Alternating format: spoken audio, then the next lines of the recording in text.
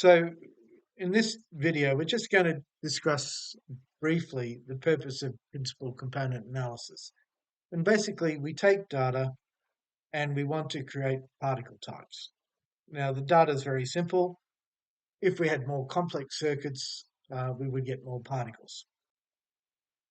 So principal component analysis is generally applied to reduce dimensionality of data, which was particularly important in days when computers were limited in their CPU and so forth.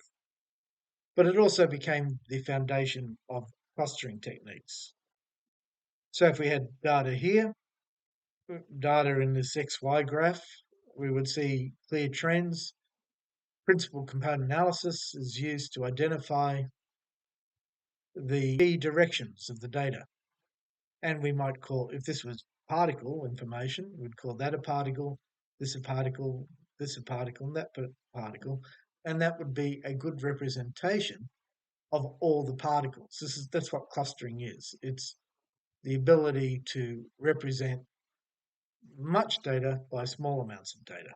Now, we're going to construct multimineral particle types, and that's the logo for Midas Tech. We don't have to worry in this case about complex particles, but the purpose is that it can deal with complex particles.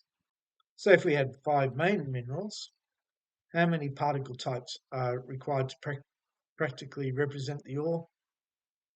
I suspect about 200, just intelligent guesstimate. Now 200 is not large, it's manageable. It's not like millions. There's been views that as you increase the number of minerals, you increase the number of required complexity, and it becomes exponential and becomes too complicated.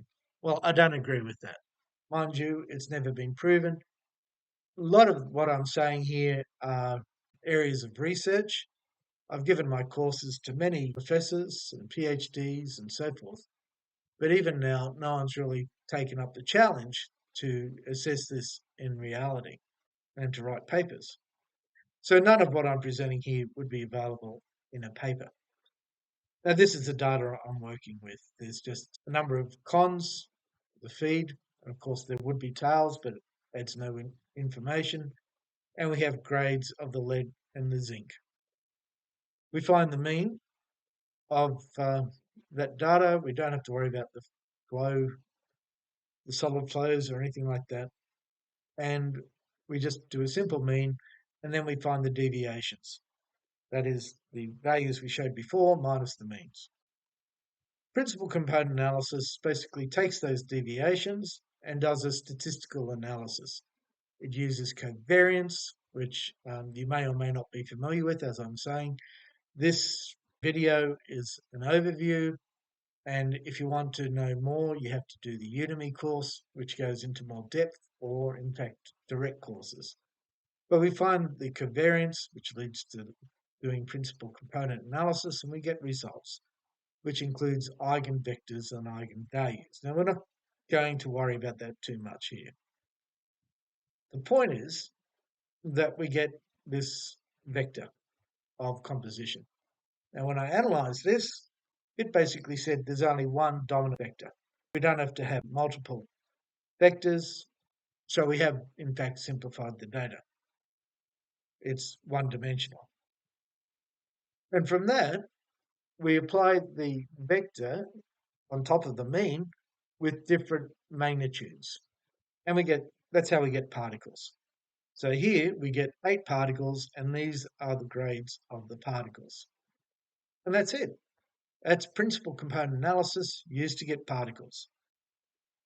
The conclusions: principal component analysis can be used to create a distribution of particles based on dominant particle types. There's an online course available. Even better is the direct courses. I look forward to working with you, and the next videos in this series will explain how we use this.